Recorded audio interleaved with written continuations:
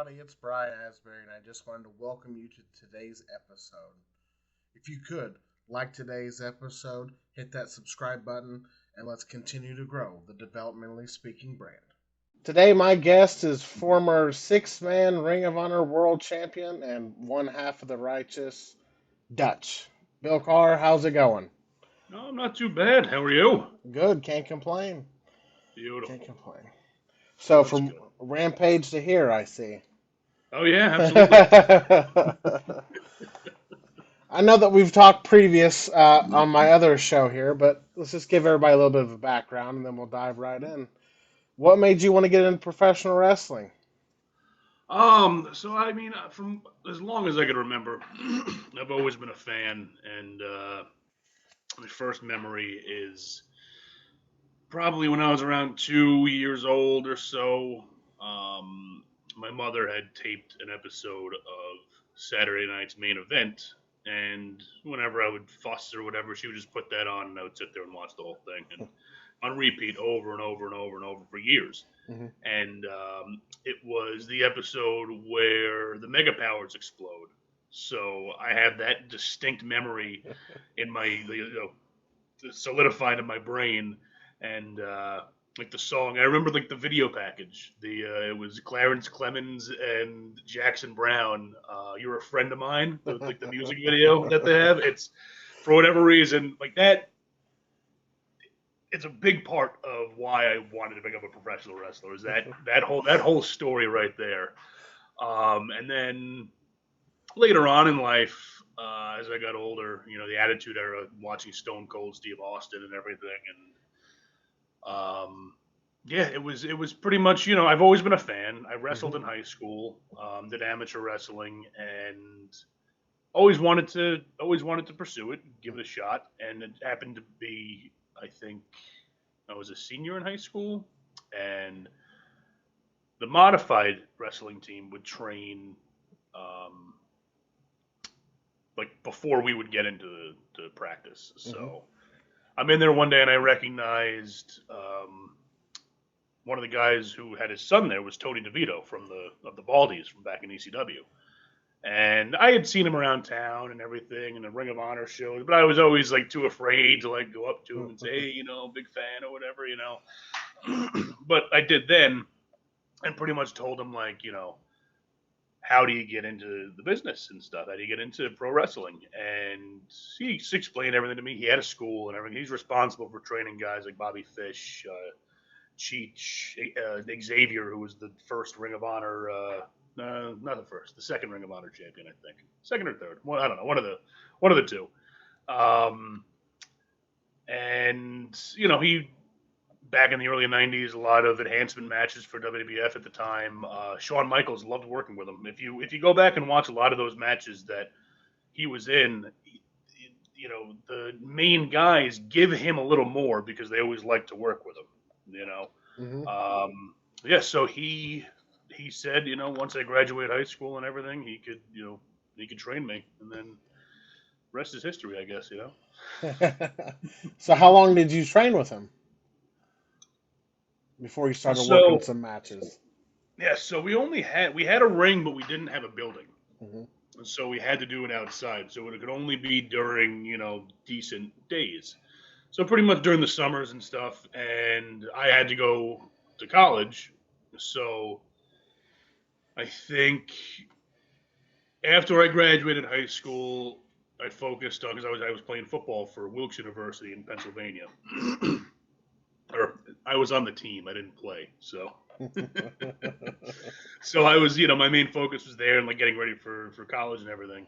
So it was the following year after that I started training. So the summer of 2006. Um, and yeah, like I said, we could only train when the weather was nice. So had a few good weeks here and there. And I think, picked back up training. I would come back, back and forth every now and again, but, it was a long drive. Hmm. Um, so once I was done my first year with Wilkes, I had transferred over to SUNY Albany, which is a lot closer, about an hour from where I live now. Um, so it was a lot easier to get in the ring and start training there because I could commute back and forth pretty easily. But I think from what I remember, I think I had my first match in like, I'm gonna say like November of 2008, maybe, which was like an 8-man tag and a pre-show of a VFW hall somewhere. I don't even not remember who the participants were or anything. It was kind of just like you go in there and you got your one little kick and punch, and then that's it.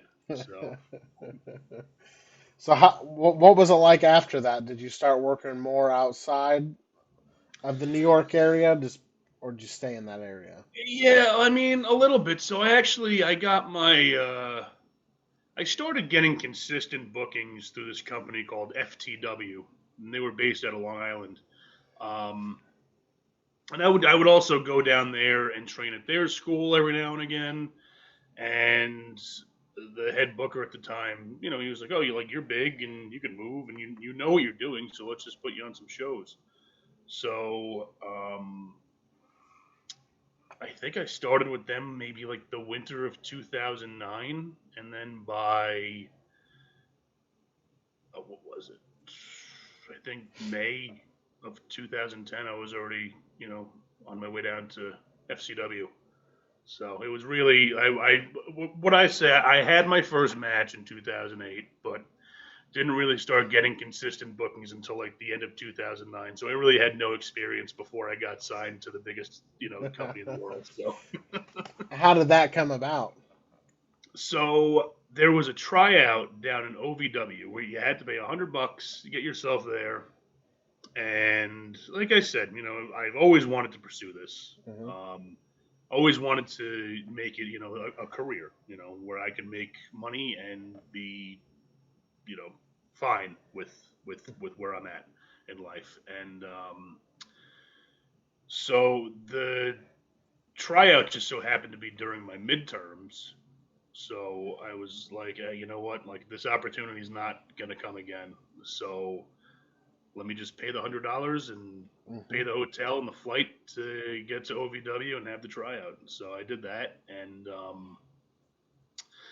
like you hear about all these tryouts now, which they got you running around all over the place, like trying to kill you, bumping you, making you run the ropes, doing all these drills and doing all that. That's what I was expecting when I got there. It was the complete opposite. They split everybody up into like four groups. It was a 2-day tryout. So they split everybody up into four groups, from like least experienced to most experienced. So one group they had you in ring doing drills for 45 minutes, which was you got 15, 20 guys doing the same drill for 45 minutes. You're only getting in the ring maybe two or three times. Hmm. So then after that, 45 minutes of chain wrestling on the outside. And like I was in the least experienced group, so a lot of us are just kind of doing the same thing. We're locking up, grab a wrist lock, and transition into something else. But they were filming at the time too, and I noticed the cameras going around. So I was like, okay, so I know when the camera's getting to me, I need to you know, make myself known. Hmm. So I could do a nip up, and I knew I could do that. So anytime the camera would come near me, I'd get in a wrist lock, roll through, and nip up, and then transition into another wrist lock. Every single time the camera came in, it's the only thing I knew. And yeah, so once we were done with that, then the next part of our tryout was watching film for 45 minutes, which I wasn't complaining because I was like, okay, like this is way easier than I ever expected it to be. Who was in charge of that drill? So they had it was a tape that Jim Cornette had put together of like the top matches that wrestlers should watch before they get into wrestling. Um, so I'm trying to remember. I know Rip Rogers was there, Al Snow. I forgot if there was a few other people there. But then the last part of the first day of the tryout was promos, Hmm. and that's what terrified me the most because I had zero experience at doing anything like that.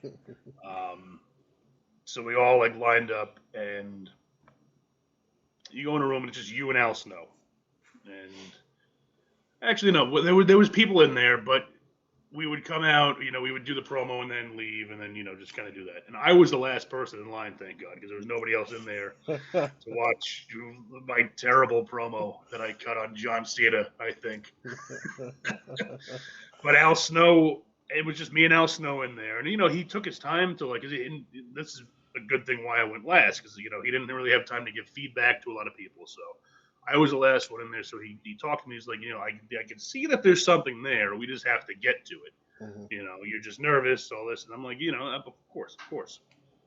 So that was day one, and then day two was matches.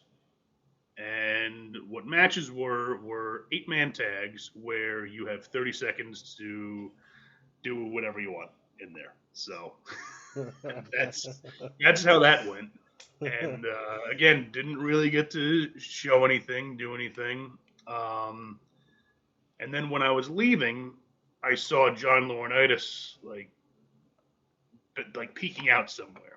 So I made sure to go run over, introduce myself to him, thank him for the opportunity, all this and that.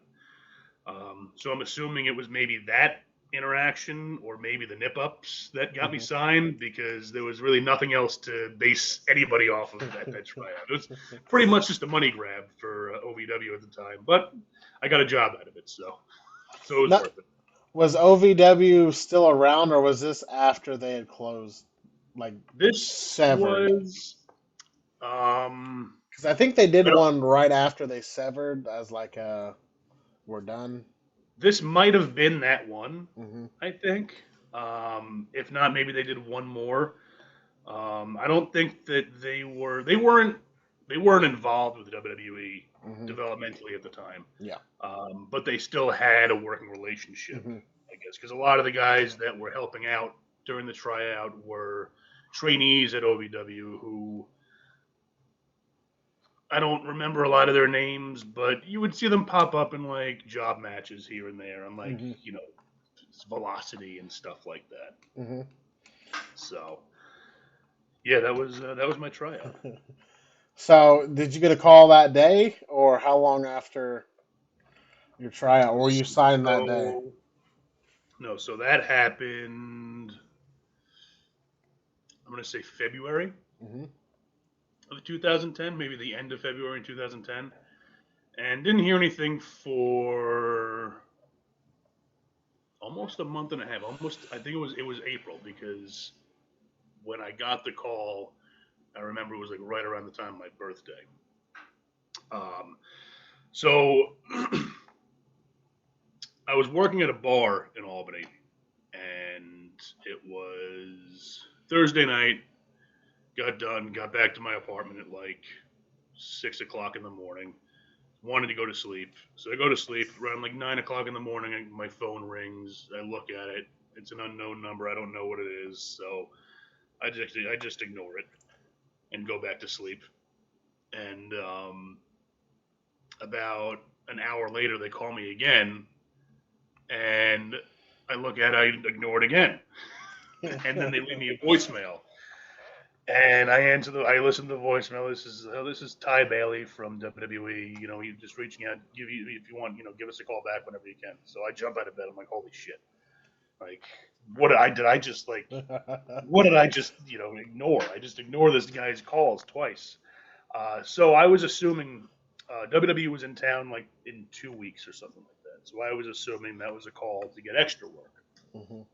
Um, So I called him back, and he was like, "Oh no, we want to offer you a 3-year contract." And I was like, "Oh my god, yeah, absolutely. Whatever you want, I'll stop going to school right now. I'll come down immediately." So, But he was like, "Oh no, no, finish up school, and then we'll get you down in the summer." And I was like, "Oh, okay, sounds good to me." But in my mind, I'm like, "Oh my god, I'm going to be a millionaire. I don't need school anymore. So let me just take this next 2 months to have the time of my life before I move down to Florida." now, did they already have the building on Del Mabry set up? Yes. Okay. hmm So, what was your initial thoughts of FCW? Um, it was intimidating Hmm. to say the least. Again, because I had really No experience on the independents at all at that time. I remember walking in there for the first time and greeted by Steve Kern, who then walked me back. So it's like the main entrance you come through. There's like a concession stand. Then you walk through like the arena that they had for the house shows, and then behind the curtain there, they had two rings set up in a warehouse. Um, so we go back there, and again, very intimidated at the time because I'm looking up and see a lot of you know wrestler type wrestlers, Hmm. real big and jacked and cut up and stuff. And this was, I'm gonna say, toward the tail end of them hiring like the bodybuilder type. I mean, like once I got hired, you kind of saw, they were going in a different direction, and then about maybe 6 months, maybe 3 months after I was there, you started seeing a lot of the like the top independent guys starting getting Hmm. signed. Um, but yeah, so it was definitely intimidating to say the least, seeing all the different body types, and here I am, some fat pasty white kid. So how was training at FCW? It was fun. Hmm.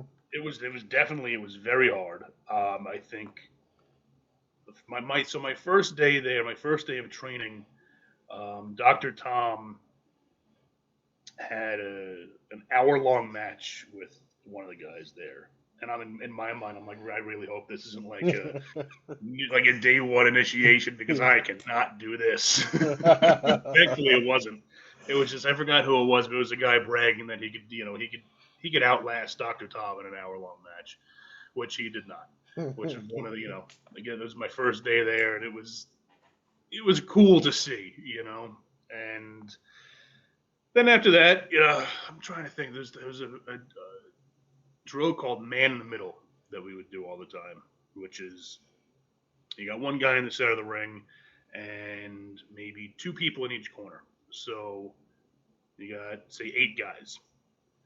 So you start off going through like one spot, like you lock up, grab a headlock takeover, um, kick out, and do that 8 times, and then it just gets progressively harder and harder and harder um, as the spots go on. So you're in the middle of the ring for literally about 45 minutes to an hour, like constantly moving. And I remember the first time doing that, we had to weigh ourselves every day. Um, I lost 12 pounds in 45 minutes just doing that drill. But I mean, it definitely conditioned me at the time, and doing that for multiple times a week, and then they would do that. They would just do some pinning drills, some blow up drills. Norman Smiley would be the guy if you needed to try and test moves or holds, or if he had different ideas for stuff, so you could do that with him. Um, And then we would do matches, like on the Hmm. fly matches. So we would all be sitting around the ring. Dr. Tom would have his card. He'd be like, all right, Dutch, get in the ring. And Brodus Clay, get in the ring. And we want a 6 to 8 minute match here. So then we would do that, just have fun, Hmm. just kind of experiment with some stuff, see how it would progress within in front of a live crowd. Because it's honestly, it's scarier wrestling in front of your peers than it is wrestling in front of Hmm. a regular audience. I'd rather be in front of 10,000 people that I don't know instead of 10 people that I do know. So Yes. So as your time there progressed, did you start? Were they looking to develop you into a certain character? Were you throwing ideas around? Were you on their yeah, so TV? it was almost immediate. Within I'd say maybe 3 weeks of me being there, John Laurinaitis came down to pull me aside, and I had a beard, maybe a little shorter than what it is right now. My hair was a little bit longer. He pulled me aside. He's like, "All right, I want you to shave the beard, and I want you to have a goatee." I'm like, "Okay, cool." So I'm thinking in my head, I'm like, all right, they have something in mind for me. So I shaved the beard, got a goatee. About 2 weeks later, they come back down. He's like, all right, we want you to dye your hair blonde. So that night, I went and dyed my hair blonde. And then about a week later, they're like, we want you to switch to biker shorts and start wearing a vest. So started doing that, and that's when I realized, like, okay, they want me to be kind of like a Bobby Duncombe, Barry Wyndham type character, um, which is eventually what they would say to me is they wanted me to be like a big, loud, obnoxious Texan from New York. Um, so so that it kind of developed into that. Dusty Rhodes, who was there at the time, also gave me a bull rope that he had, so I can use that in my entrance and stuff like that, which I still have today, which we'll never get rid of that. Hmm. Um, but with the promos and stuff that we had to do, so every Wednesday it would be a promo day. Hmm. So that's where we'd be able to go have fun and again experiment with different stuff.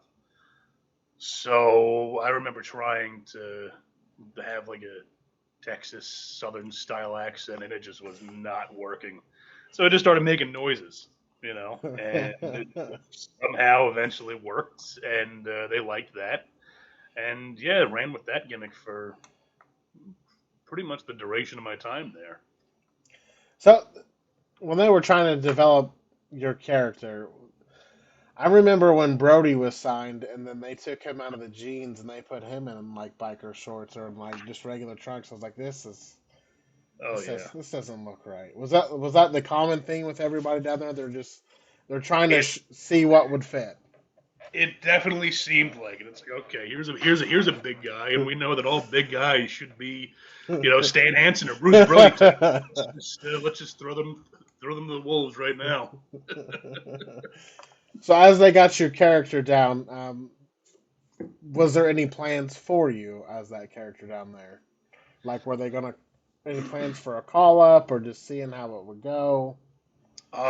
So I do remember my name was being thrown around for one of the seasons for NXT when they were doing like the game show on Sci-Fi, like that type of stuff. Um, and then it got switched to the all-female version. Like it was like a last-minute thing where they were like, "All right, we're gonna make them all female instead." Then after that, I think I think they stopped with that type of show, and then eventually FCW would transition into what NXT is today. But yeah, there wasn't really any real discussion. Again, I still had no like if I knew what I know now, I would have done things way differently. Um, but I didn't really have like the mindset or the political brain in the Hmm. wrestling world to, I guess, give my input or give my thoughts at the time. Um, looking back, it's like I think I was definitely hired too young Hmm. at the time. Like I wish I had a little bit more experience. But I mean, everything happens for a reason, and I am where I am now because of the experiences that I've had over the last 13, 14 years. So yeah. Any particular moments stand out from your time in FCW? People you met, matches you worked. Yeah. So actually, day one, and you know, again, like I said, walking in there and being intimidated by all of these larger than life athletes. Seeing Wyndham, Bray Wyatt was there my first day. And I mean, you've been hearing all the stories over the last week or so about how humble and how nice he is, which is 100% the truth. Because he came right up to me and he was like, "You don't look like you belong. You look like you belong with me." It's like the same body type, same build. So he immediately like took me under his wing and made me feel comfortable. And yeah, it was a great experience with him. Got to do not we tagged a little bit here and there. which was fun. We only got to work each other, I think, once, and this was during a time period where he had just got he was on the main roster, but got called back down to developmental for whatever reason, and he didn't really have any ideas. Like he had some ideas, so he wanted to put himself in a mask. Hmm. So it was kind of, I guess, like a prequel to what the Fiend would eventually be. But he put himself in like a Slipknot mask and wore like a jeans and a Misfits T-shirt and called himself Axel Mulligan. And I remember we had one match together. It was on a house show, and I have he knows this. I have a very weak stomach when it comes very, very, very weak stomach when it comes to certain things. So he was testing out the mandible claw as a finish. And like I said before, like we're very similar. So he also has a weak stomach when it comes to certain things too. So we're in the match, and he's like, "All right, I'm going to give you the mandible claw." I'm like, "Oh, okay." So he does it to me, and I just start gagging. And he's like whispering in my ear, he's like, "Dude, you got to stop. You got to stop." And I can't. I like, and like he's like I'm starting to like salivate and everything, and then all of a sudden I can hear him start gagging, and and he's like, whatever, just DQ me right now, just DQ me. I can't take this. So I had to like get him off of me, and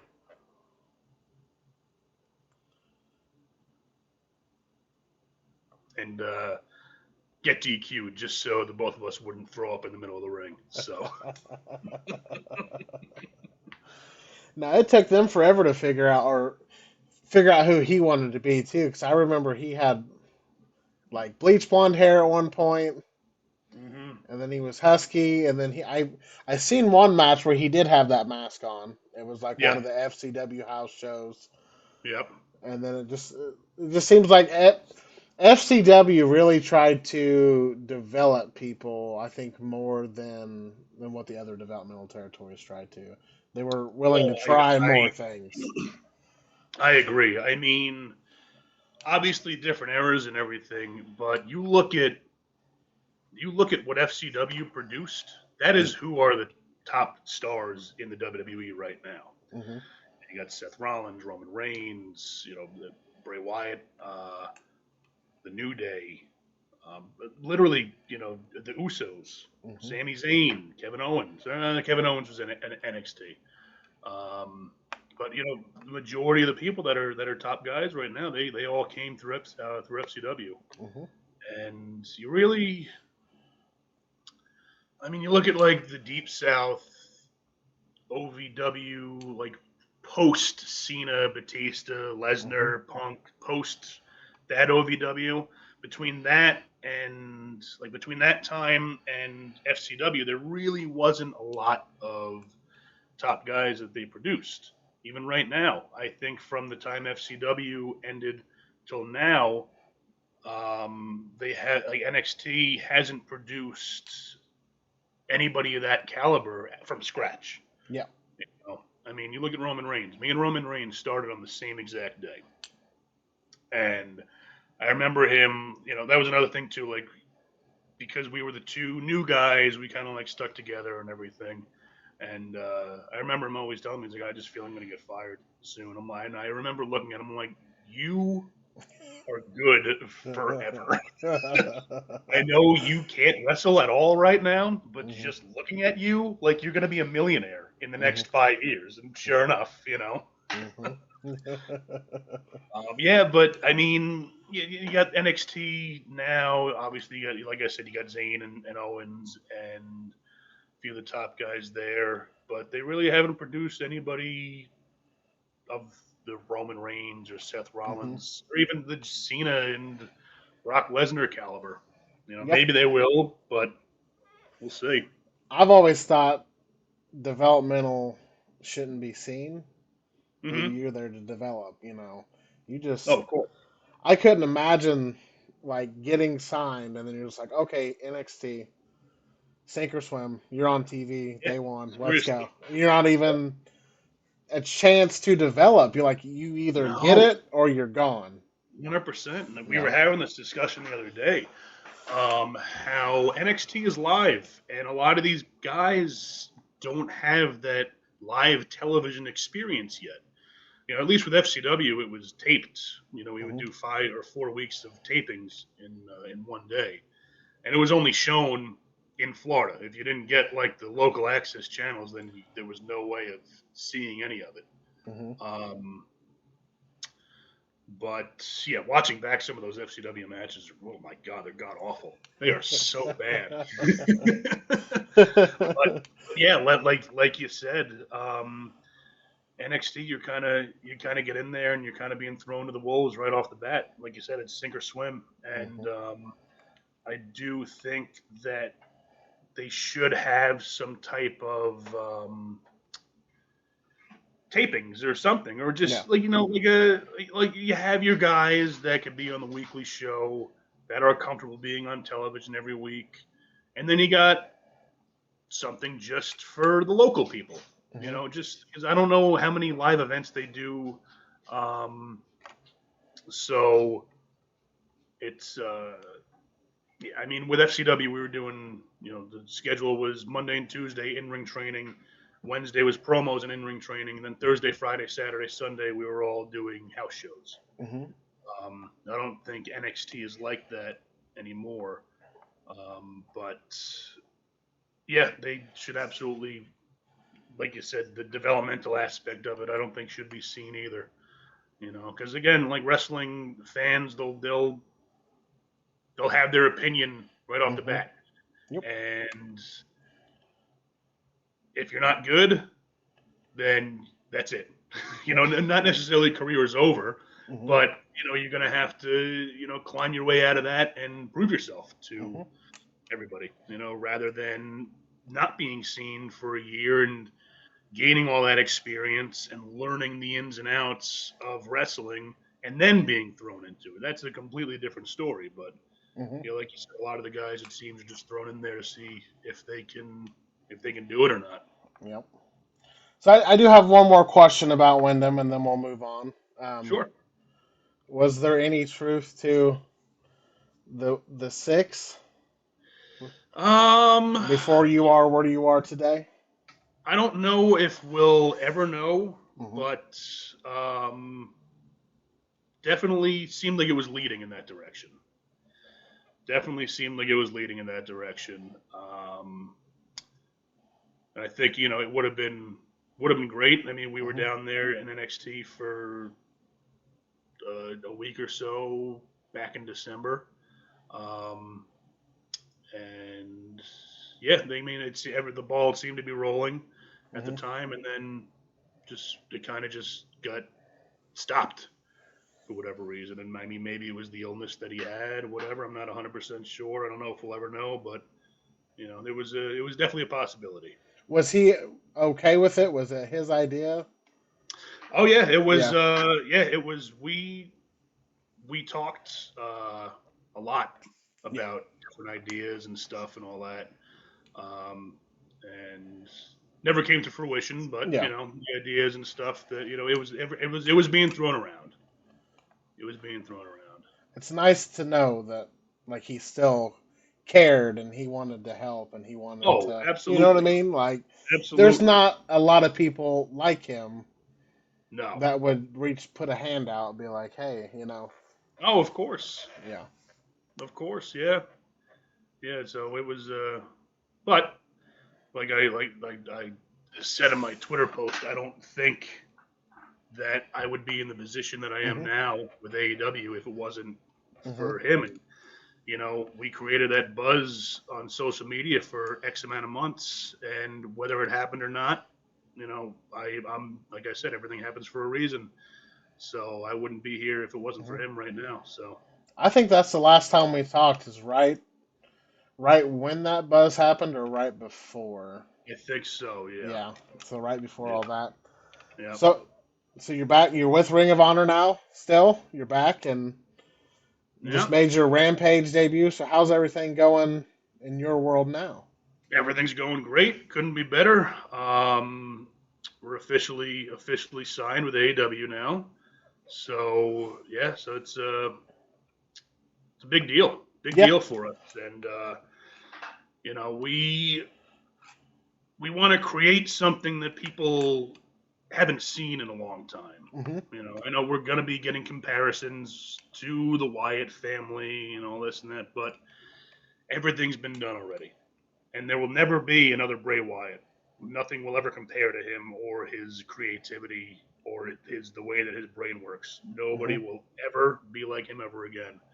And like I said, we're obviously going to be getting the comparisons, but the stuff that we have in mind for our future is brand new Hmm. and exciting stuff and some fun stuff on the way. Hopefully, So, with what you're doing now, do you work the Ring of Honor tapings and some AEW tapings, or is it how's your schedule like these days?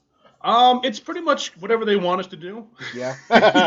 you know, yeah. I mean, we don't really have a say. You're like, okay, we'll do this, we'll do that. So it's if they want us on Ring of Honor, we'll be on Ring of Honor. If they want us on Collision, Dynamite, Hmm. Rampage, whatever they want, we'll be on. So. Well, that's amazing. That still like even you got signed early on, and you've been able to be very successful Mhm. without that. Some people need that WWE machine, and you've become very successful without that. No, And thank you. that's a testament to how good you are. I appreciate that. Thank you. Yeah. So you got a lot coming with AEW, and what's next? Or Um, what's your sights set on? my sights are set on just making memories Hmm. and being remembered. And the Ring of Honor crowd knows who we are, but the Hmm. AEW crowd might not know exactly who we are. And we had the Battle Royal this past week on Rampage. And now after this, I think we just want to make a memorable statement Hmm. within AEW where people will remember the, I guess, debut of the Hmm. Righteous. So, I think you guys are making an impact, and it'll be a very successful career there. no, I appreciate that. Fingers crossed. Where can people reach out to you at? Um, at Death X Walks on Twitter and Instagram now. Okay. I switched from ROH Dutch to my Twitter handle. So. Well, I appreciate you coming on today, taking the time out. Thank you I for what appreciate you you having me. Yes, thank you for what you do for professional wrestling and what you continue to do. I Uh, appreciate it. I appreciate you helping me live my dream by doing these interviews, and Of it course. means a lot for have you come back on. I appreciate it. No, I appreciate it. I appreciate it. If there's anything I can ever do, feel free to reach out. Sounds good to me. Appreciate that.